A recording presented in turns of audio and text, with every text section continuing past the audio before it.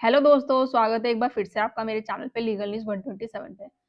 दोस्तों, जैसे आपने मेरा थंबनेल देखा, आप समझ गए होंगे कि ऐसी कौन-सी पति की गलती है, जिससे कि मेंटेनेंस ज़िंदगी भर बन जाता है। और आप में से बहुत सारे लोग होंगे, जिनकी यही शिकायत रखती है कि आखिर ऐसा क्या होता है कि मेंटेनेंस हमारा कम ही नहीं होता या ज़ीरो नहीं होता। तो वो गलती आपकी ही है, आप ही गलती करते हैं, जिस वजह से जो कोर्ट आपका मेंटेनेंस लगा देती है और कम ही रेयर चांस होता है कि वो कभी खत्म हो सकता है। तो वो बढ़ भी जाता है अमाउंट और ज़िंदगी भर लग जाता है। तो आज की वीडियो में मैं डिस्कस करूँगी पति की ऐसी कौन-सी गलती होती है, जो वो करते हैं मेंटेनेंस में। तो क्या नहीं करना चाहिए, कौन से ऐसे सॉल्यूशन है, वो डिटेल्स में डिस्क्राइब करूँगी। ध्यान से सुनिएगा, बहुत काम की वीडियो है। क्योंकि आप में से मोस्टली लोगों के साथ यही होता है, जब पत्नी उनकी झूठे केसेस में लगा रही है, साथ ही साथ मेंटेनेंस डिमांड करती है। तो आप लोग यही चाहते हो कि भई एक तो झूठे केसेस से बाहर निकला जाए और मेंटेनेंस कम से कम या हो सके तो ज़ीरो हो जाए। तो अपनी वीडियो में मैं रोज़ाना आपको कुछ ना कुछ लीगल टिप्स देती हूँ, तरीके बताती हूँ कि किस तरीके से आपको केस फाइट करना है या मेंटेनेंस ज़ीरो करना है। तो डेली रोज़ाना शेयर करती हूँ। आई होप आपकी जो मेरी वीडियो है आप लोगों के काम आती होगी। और अगर आप लोग चैनल पे नए जुड़े हैं मेरे, तो चैनल को लाइक करिए, शेयर करिए, सब्सक्राइब करना बिल्कुल मत भूलिए। साथ ही बेल आइकन दबाइए ताकि आपको टाइम-टाइम से मेरे वीडियो की नोटिफ़िकेशन मिलती रहे। तो दोस्तों, होता क्या है कि जैसे कि मेंटेनेंस अगर आप अपनी गलती एक कर देते हैं उसमें, तो मेंटेनेंस कुछ महीनों की नहीं बल्कि ज़िंदगी भर हो जाता है। तो आज सुप्रीम कोर्ट की कौन-सी सीरियस वार्निंग है, कौन-सी आप इसे गाइडलाइन समझ लो कि जो आपको नहीं करना चाहिए, वरना तो ज़िंदगी भर पछताओगे और पछतावा के अलावा कुछ नहीं होगा। आप लोगों को पता भी होता है, फिर भी वो जानबूझ के गलती करते हो। क्यों? कि भई पत्नी क्या सोचती है कि मैं बढ़ा-चढ़ा के पति की इनकम को बताऊँगी कि वो इतना कमाता है सालाना, लाखों है, तो मुझे मेंटेनेंस ज़्यादा मिलेगा। और पति क्या करता है कि छुपाता है जितनी चीज़ें, कि मैं जितना छुपाऊँगा या अपने आप को बेरोज़गार साबित करूँगा, तो क्या पता मुझे मेंटेनेंस ना देना पड़े। तो ये दोनों की ही गलतफ़हमी होती है, ऐसा बिल्कुल नहीं होता है। कोर्ट है जो फैक्ट और एविडेंस पे डिसीजन लेती है। जो सबूत है, जो आधार है, उन्हीं आधारों पे मेंटेनेंस डिसाइड किया जाता है। तो आज मैं बात करूँगी, कुछ पॉइंट दिखाऊँगी। वीडियो पूरा देखना, एक पॉइंट मिस हुआ तो नुकसान भारी हो सकता है आप लोगों का।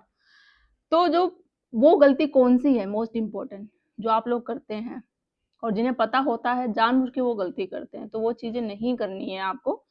तो पत्नी की जो फाइनेंशियल कैपेसिटी को साबित ना करना या कोर्ट के सामने गलत या अधूरी जानकारी देना। कोर्ट साफ कह चुकी है बिल्कुल क्लियर वर्ड्स में कि अगर पति इनकम छुपाता है या पत्नी की कमाई पर कोई सबूत नहीं देता, वो कहता है कि मेरी पत्नी कैपेबल है, पढ़ी-लिखी है या वो जॉब करती है, तो बोलने से कुछ नहीं होता। आपको सबूत, एविडेंस कोर्ट में पेश करना पड़ेगा, जब ही चीज़ें साबित होगी। या जानबूझकर गलत एफिडेविट वो देता है खुद भी कि मैं अपनी सैलरी छुपा रहा हूँ, जैसे पत्नी करती है, बहुत मोस्टली पति ये भी करते हैं क्योंकि उनको नहीं देना है। तो कोर्ट इसे बैड कंडक्ट मानती है। सुप्रीम कोर्ट ने कहा है कि मेंटेनेंस तय करते समय सिंसेरिटी, कंडक्ट और डिस्क्लोर बहुत मायने रखती है।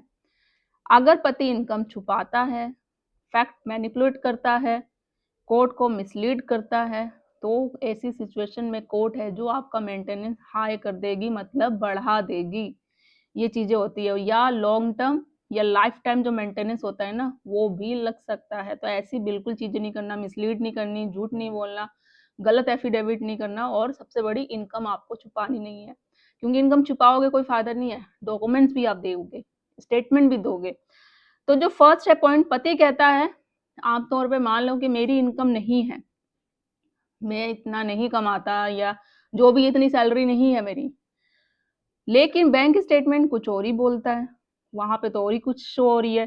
तो लाइफ़स्टाइल और जो एक्सपेंसिव चीज़ें हैं, जो आप कोर्ट में प्रेज़ेंट हो रहे हो, आपकी लाइफ़स्टाइल, तो वो भी कोर्ट को दिख रहा है, आपका पहनावा, सारी चीज़ें। तो कोर्ट ने माना फ़ॉल्स स्टेटमेंट है बिल्कुल।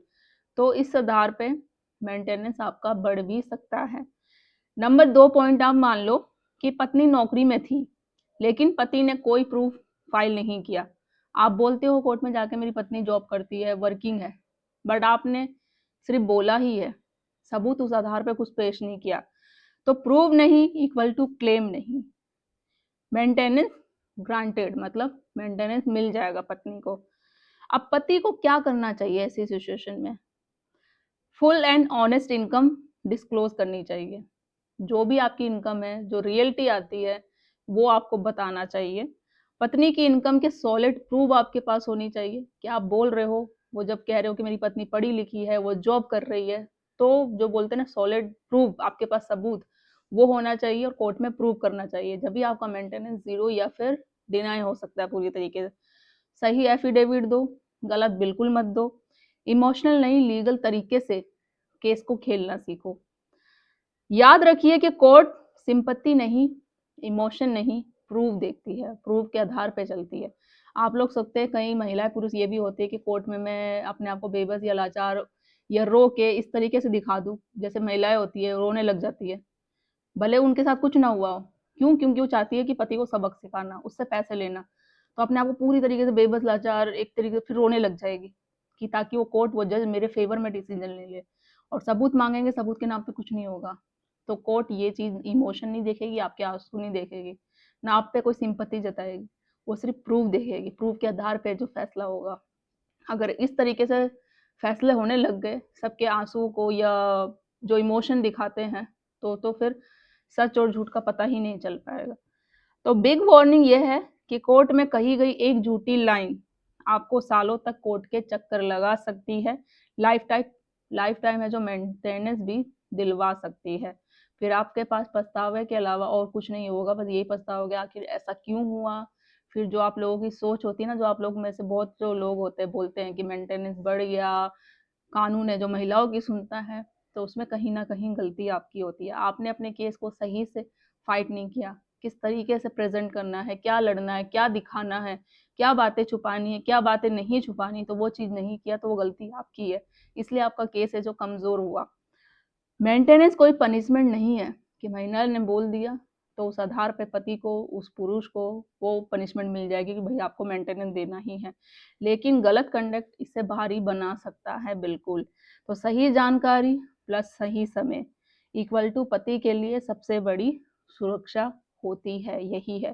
तो आई होप जो पति सबसे बड़ी गलती करता है जिससे उसका मेंटेनेंस बढ़ जाता है या लाइफ टाइम के लिए भी हो सकता है, तो वो गलती आप बिल्कुल ना करें। और वो गलती कौन सी है वो मैंने बता दी है ऑलरेडी वीडियो में, और नहीं समझ में आती तो दोबारा सुन लेगा।